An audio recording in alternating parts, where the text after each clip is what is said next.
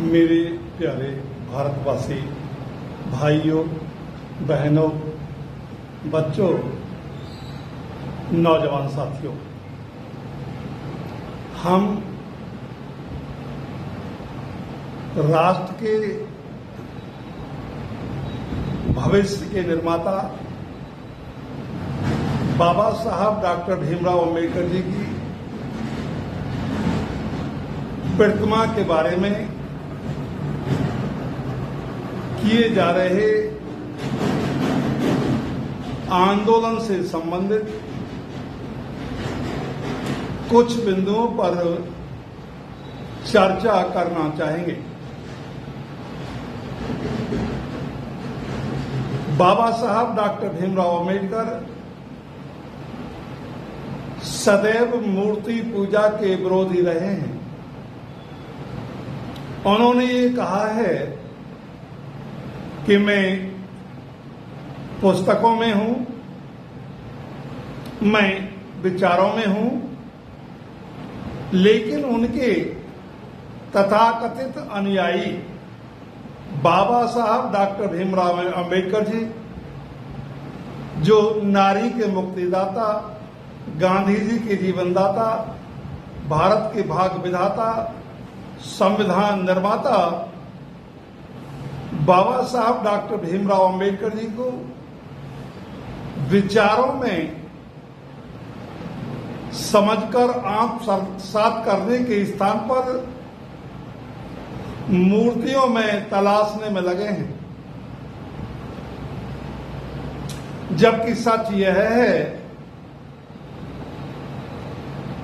कि यदि हम उनके विचारों को आंख साफ करते तो उनके जैसे त्याग करने वाले लोगों की एक बड़ी संख्या राष्ट्र में हो जानी चाहिए थी,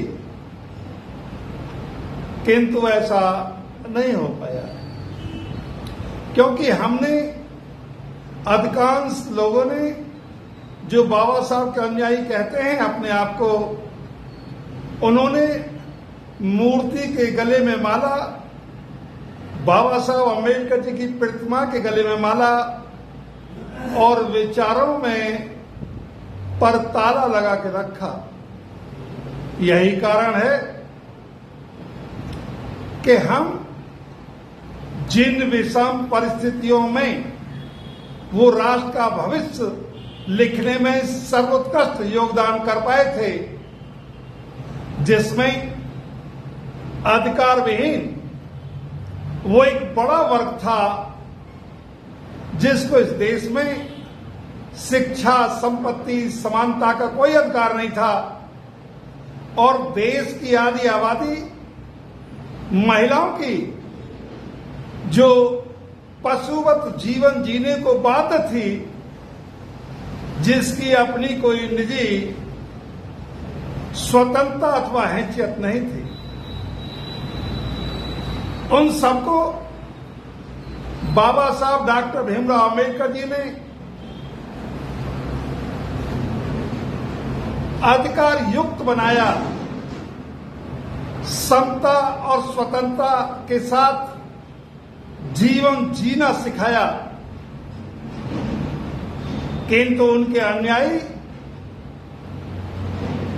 मूर्तियों को लेकर, बाबा साहब की प्रतिमाओं को लेकर अत्यंत उत्साहित नजर आते हैं,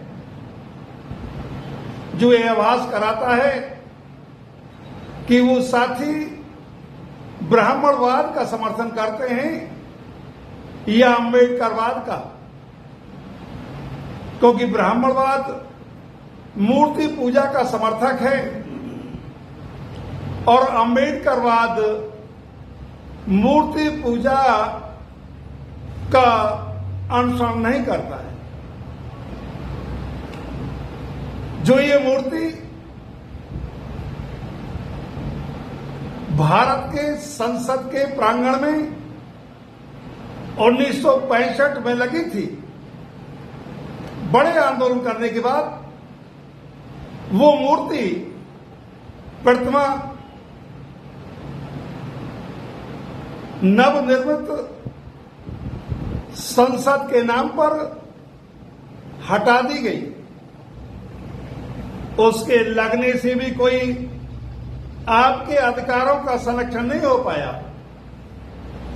अथवा जिस सरकारों में लगी थी उन्होंने भी कभी उनके विचारों का समर्थन नहीं किया, सुविधा अनुसार ही किया। और जिन्होंने हटाया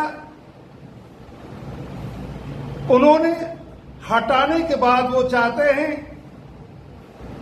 कि जो अनुसूचित जाति जनजाति इसका मसल पावर है, मनी पावर है और ब्रेन पावर है, यानी कि बौद्धिक, शारीरिक और आर्थिक तीनों प्रकार से जो उपलब्धियां हैं उन्हें दिशाहीन और उद्देश्यहीन आंदोलन में परिवर्तित करके उनका सार्थक उपयोग नहीं किया जाना चाहिए। कुछ हमारे साथी ऐसा ही अतीत से करते रहे हैं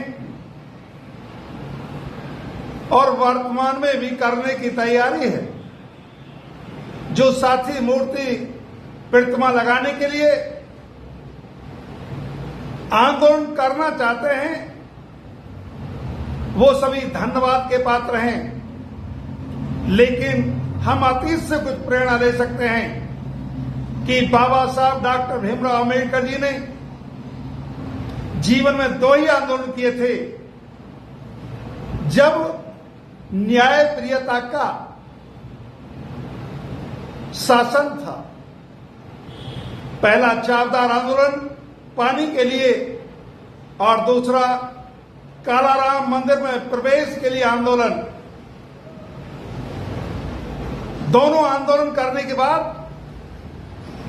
आप समझ चुके थे कि देश में समस्याएं हजारों हैं और आंदोलन की समस्या का समाधान नहीं है।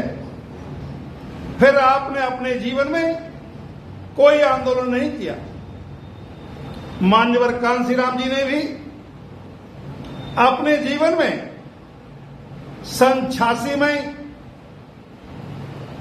शराबबंदी, शराब की भट्टी बरेली से बंद कराने के लिए आंदोलन किया था। सभी आंदोलनों की परिणति होती है कि जो हम मांग करते हैं सरकारें उसके विरुद्ध प्रतिक्रिया करती हैं, केस दर्ज होते हैं और मुख्य आंदोलन को भूल जाते हैं और फिर केस की वापसी के लिए आंदोलन करने लगते हैं। मूर्ति के हटाए जाने वाले लोग और मूर्ति को पुनः स्थापित करने वाले लोग जो सरकारें लगाएंगे, एक ने हटाया, दूसरी लगाने की अनुमति देकर मूर्ति लगाकर आपकी सहानुभूति गेन करेगी और इस समाज के मतों का ध्रुवीकरण करके सत्ता में बैठकर आराम से आपके विरुद्ध नीतियां बनाएंगे, बनाते रहे हैं। यह हमारे देश के आंदोलन करने वाले महान बुद्धिजीवियों का सच है। आजादी के बाद हुए सभी आंदोलनों पर आप विस्तृत अध्ययन कर सकते हैं कि कितने आंदोलनों का परिणाम सार्थक रहा है। ये 0.1% के करीब ही है। अधिकार के लिए आंदोलन करेंगे। नीट की परीक्षा में जिन छात्रों के साथ धांधली की गई है और पैसे के बल पर सेटिंग करके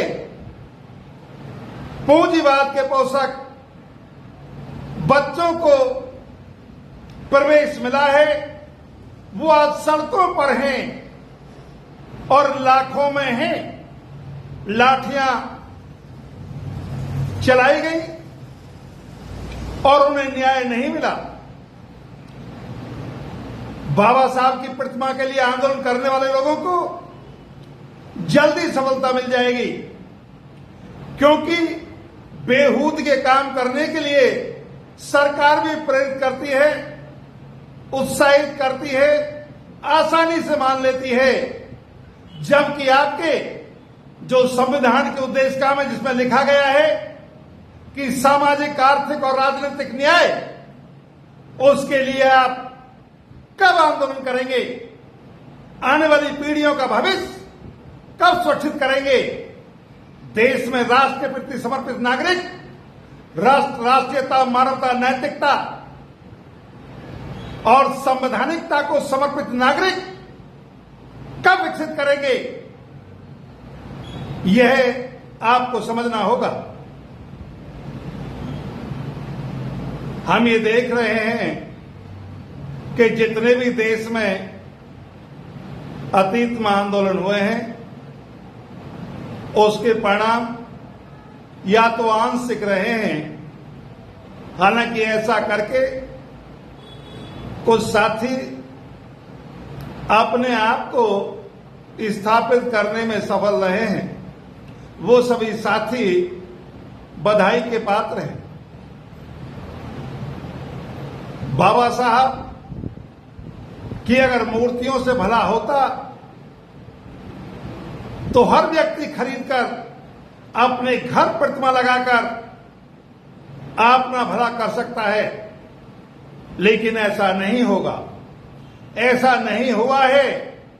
बाबा साहब अम्बेडकर जी ने अपने अधिकारों के लिए परिवार परस्ती, व्यक्तिगत आर्थिक हितों से ऊपर उठकर हर वो सर्वोच्च कुर्बानी करके इस देश के नागरिकों को अनुसूचित जाति, जनजाति, अन्य पिछड़ वर्ग, धार्मिक अल्पसंख्यक, सिख, ईसाई, जैन, पारसी, बौद्ध, इन सभी को और देश की आधी आबादी महिलाओं को जो अधिकार दिलाए हैं, उन अधिकारों को यदि आप पुनः प्राप्त करना चाहते हैं, संविधान सम्मत स्वतंत्रता के साथ अधिकार युक्त जीवन जीना चाहते हैं, तो आपको सड़कों पर आंदोलन करने के बजाय सत्ता कैसे गेन हो, ऐसा त्याग करना होगा जो बाबा साहब ने किया था।